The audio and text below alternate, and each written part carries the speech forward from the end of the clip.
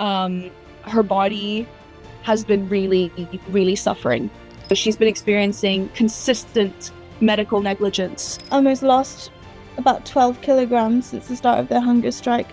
A promise to the government is that the prisoners' resistance and the people's resistance against the genocide, occupation and apartheid of genocide will not stop.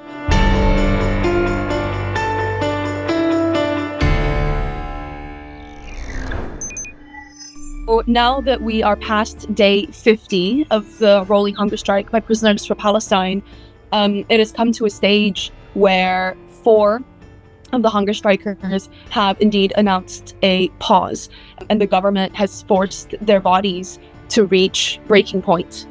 And some of the hunger strikers have decided to continue. Hiba Maraisi, Cameron Ahmed, Tuta Hoxha, and Louis Caramello are still currently on hunger strike, and they are demanding the dropping of all non-association orders between each other. They are demanding unrestricted access to all activities and jobs, and Hiba is demanding to be transferred back to HMP Bronxfield. She was transferred very suddenly, very far away from her entire support network and family, which is based in London.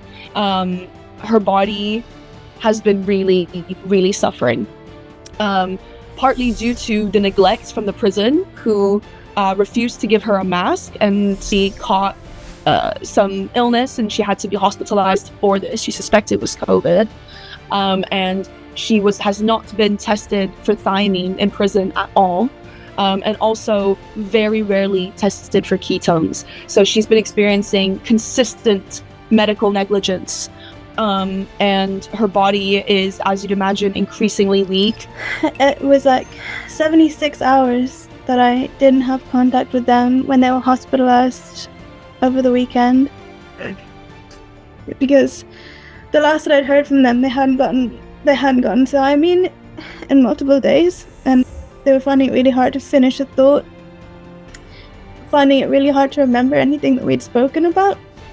And they were really scared about the prison saying that they had no mental capacity, because there are other prisoners in Bronxfield who have been on hunger strike and have been force-fed, either by being intubated through the nose or through the throat, and being force-fed because the prison said that they didn't have capacity to make their own decisions.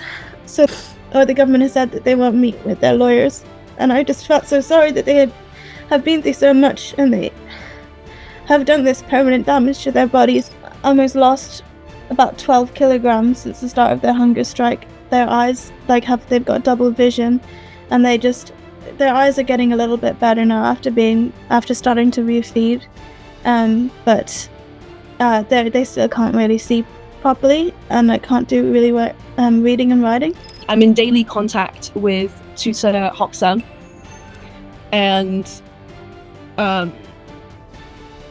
I've been very scared for her because she's been having heart palpitations for at least 3 days now.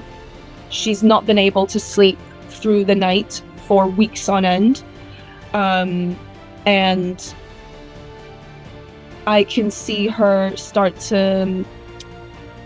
memory start to deteriorate. I'm having to remind her of things. And it's really hard for them to pause their hunger strike, because they have that feeling of empowerment taken away from them again. A promise to the government is that the prisoners' resistance and the people's resistance against the genocide, occupation and apartheid of genocide will not stop until it ends.